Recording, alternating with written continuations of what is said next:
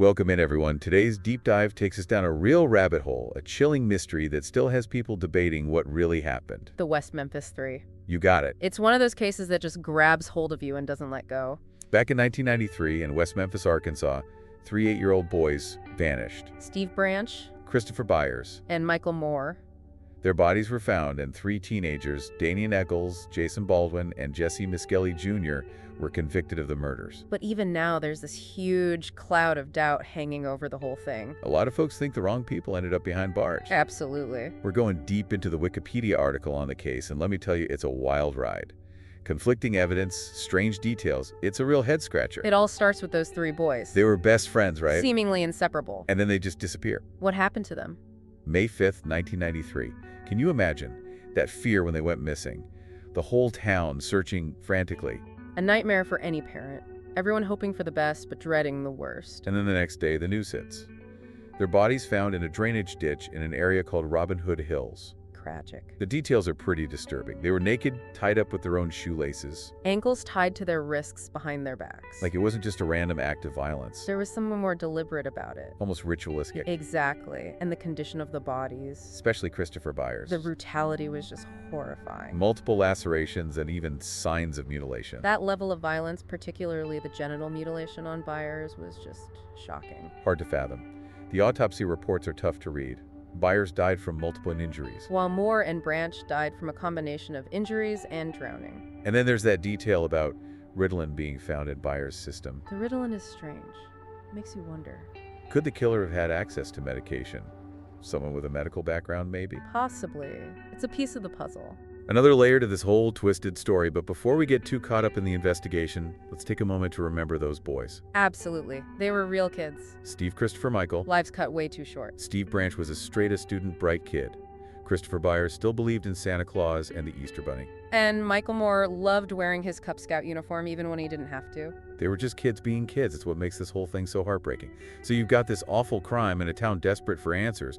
The investigation quickly zeroes in on these three teen makers. Damian Eccles, Jason Baldwin, and Jesse Miskelly Jr. And here's where things get really interesting.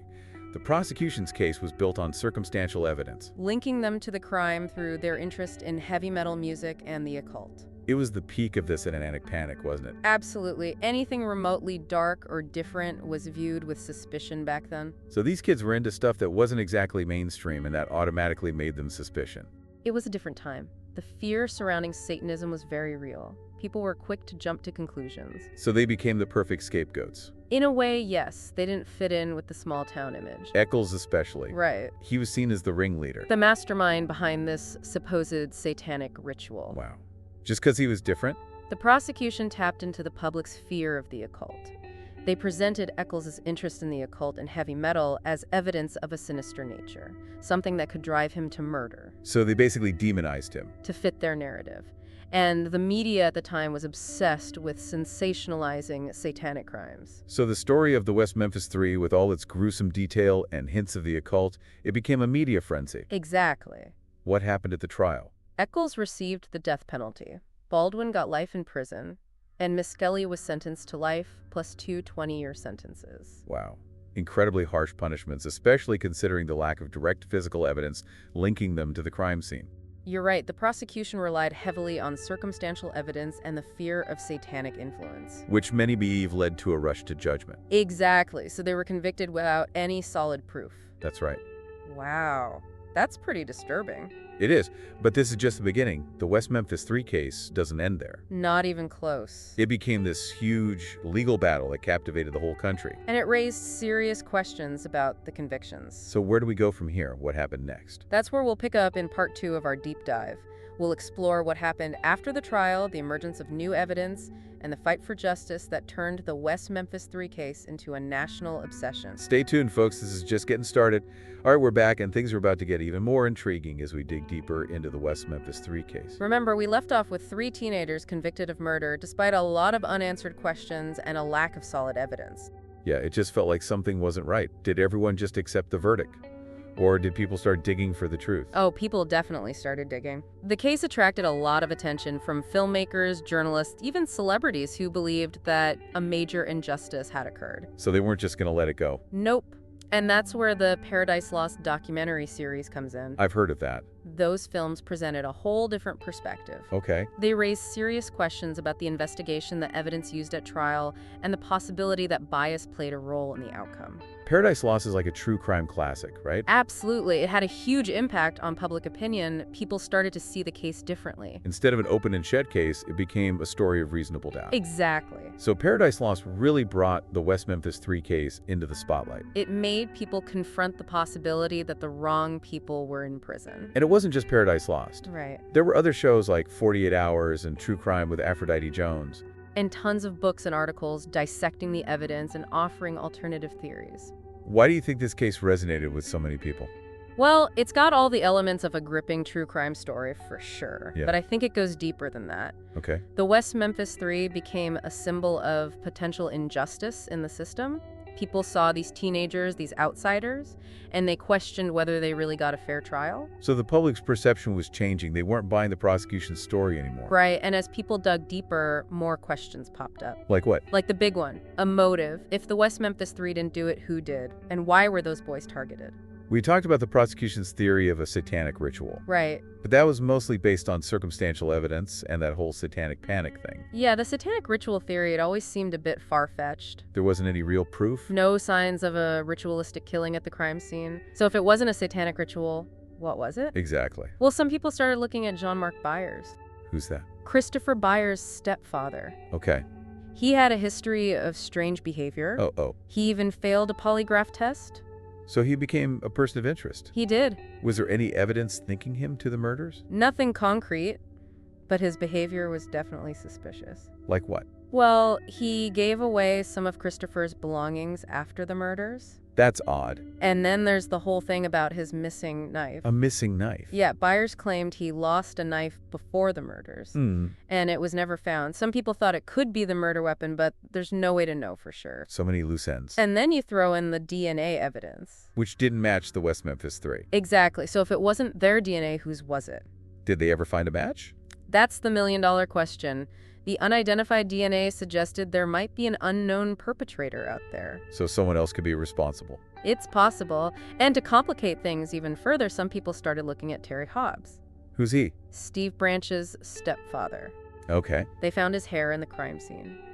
And he had a reputation for having a violent temper. Now we've got two stepfathers as potential suspects. This is getting messy. Right. It's important to note that finding Hobbs' hair at the scene doesn't automatically mean he's guilty, Sure. but it does put him in the vicinity of the crime. And he's always maintained his innocence. But still, with the DNA pointing to someone else, it makes you wonder. You can't just ignore that detail. Did investigators ever seriously consider Hobbs? They questioned him, but the focus always remained on the West Memphis Three. It's like they were so set on their initial theory that they weren't open to other possibilities. Even when the evidence pointed in a different direction, and remember, this was all happening under intense media scrutiny. Right. The public had already formed opinions. Changing the narrative at that point would have been a challenge. So like everyone was stuck in this web of misinformation and preconceived notions. Exactly. So what happened to the West Memphis Three? Did they just stay in prison while everyone debated their guilt? Well, that's where things take a really interesting turn. Oh. In 2007, new forensic evidence emerged. Okay. And this new evidence cast even more doubt on the original convictions. What kind of evidence? They did new DNA testing on items from the crime scene, and none of it matched the West Memphis Three. Hold on, so they were already convicted, and then years later, new testing showed their DNA wasn't even there. Yep, it was a huge development. Wow, that completely changes things. It blew the prosecution's case wide open and reignited the fight for their freedom. So what happened next? Did the case go back to court? It did. Okay. The defense filed a habeas corpus petition arguing that the new DNA evidence violated their client's constitutional rights. So they were trying to overturn the convictions based on this new evidence. Exactly. And the Arkansas Supreme Court agreed to hear their case. Finally, some hope for the West Memphis Three. It seemed like justice might prevail after all those years. But then what? Well, the legal system can be pretty unpredictable. Uh-oh. Instead of a new trial, the West Memphis Three ended up entering into a rather unusual legal agreement with the prosecution. What kind of agreement? It's called an Alford plea.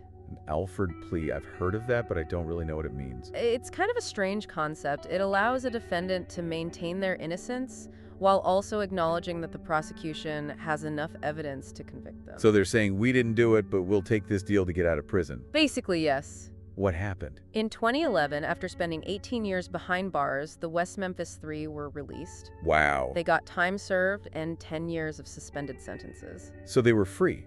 They were free, but technically still convicted murderers in the eyes of the law. That's got to be a tough pill to swallow. It was a bittersweet victory, for sure. Their release was celebrated, but the Alford plea left this lingering sense of ambiguity. Yeah. It wasn't the clear-cut resolution that many had hoped for. And it left a lot of questions hanging in the air. Who really killed those boys? Was there another perpetrator out there who was never caught? Those questions continue to haunt this case. So the West Memphis Three are free, but the cloud of suspicion remains. The mystery lingers. Here we are, folks, the final chapter of our deep dive into the West Memphis Three.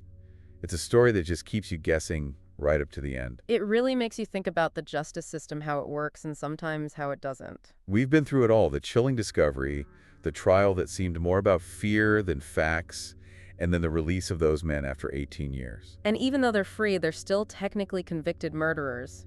It's a strange ending. It's like we're left with this giant puzzle and half the pieces are missing. Exactly.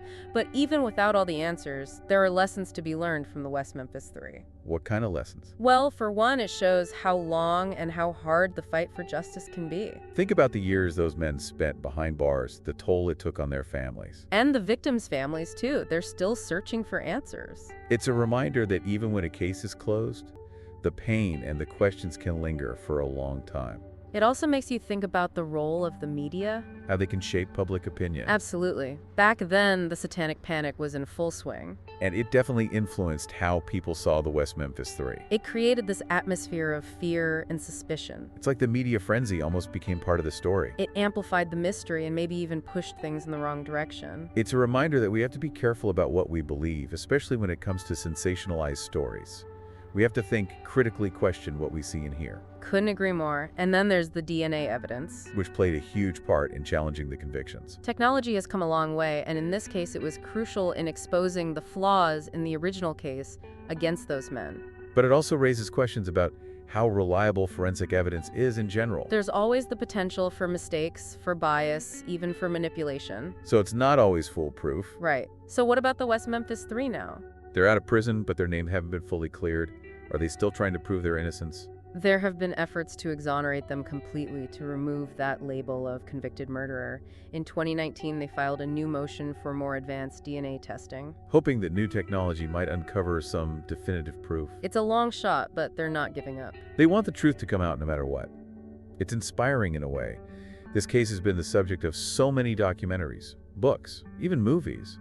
Why do you think it still fascinates people after all these years? It's a story that grabs you on multiple levels. Yeah. It's a reminder that the world can be a dark place, that bad things happen. And that sometimes the line between guilt and innocence isn't so clear. It makes us question what we believe, what we think we know. But it's also a story about hope, about never giving up on the truth. It makes you think about the flaws in our systems, the importance of fighting for what's right. Exactly. It's a case that stays with you. It makes you wonder about all the things we still don't know, all the questions that may never be answered.